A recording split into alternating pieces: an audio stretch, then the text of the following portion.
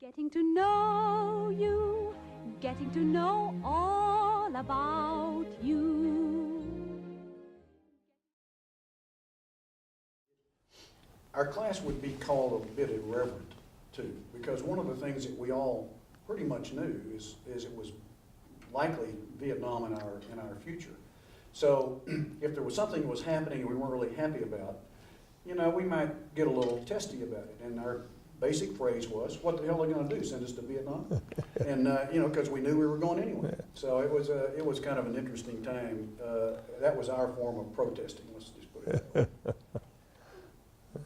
way. One of our classmates that we lost in Vietnam graduated in December of '66, and this was for me, this was one of the most memorable experiences of serving as a class agent, was when I got a call from the association saying that they had found Yogi Matoka's remains, and who called me was Yogi's sister, and she said, the association said I should call you and let you know. I don't know if you knew my brother or not.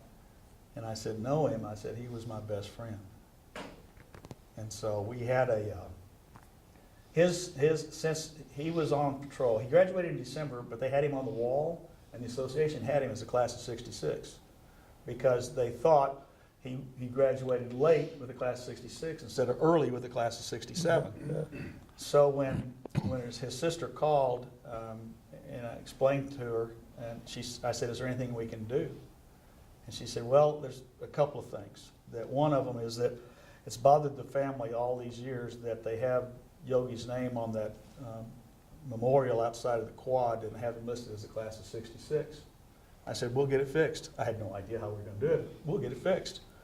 And the other one was that the Marine Corps at that time, when they recovered his remains, and this was how many years ago?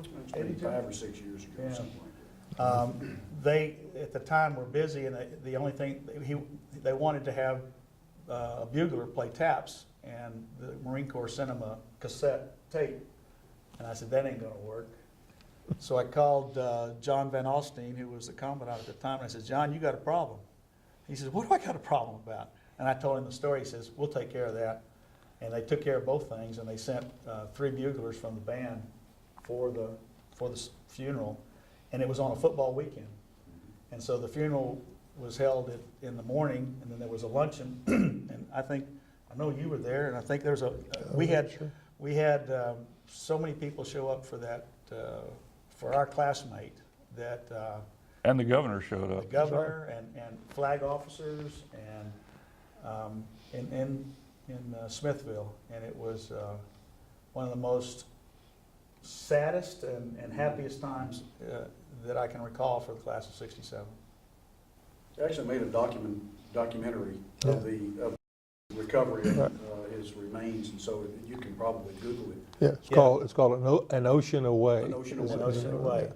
And they filmed the part of the funeral. They did a documentary, and they took Loretta and I think a couple of the sisters with them to Vietnam to reenact where it was found. And the world premiere of that documentary was done at the University of Texas Library, Thompson Center, and it was full. We had close to 600 or 700 folks that showed up for that, including the governor. And I had asked Donald's uncle or cousin, who was a retired Army chaplain, to open it up with a prayer. You remember this, don't you? So I called, the colors were posted, and then I called the chaplain up, and it was Chaplain Matoka, same last name. I think it was. No, it wasn't. Anyway, he came up and he said, "This is the hardest thing I've ever had to do in my life. I've been working on it since you asked me to do it." But on the way up, the director of the library said, "I can't give a prayer here because it's a federal building, and we can't have any kind of a prayer here." And you could have heard a pin drop. Everybody just gasped at the same time. And then Governor Perry, and this was not a political statement, but he looked up and he says, "Chaplain," says, "say the prayer. I'll take the heat." And he did.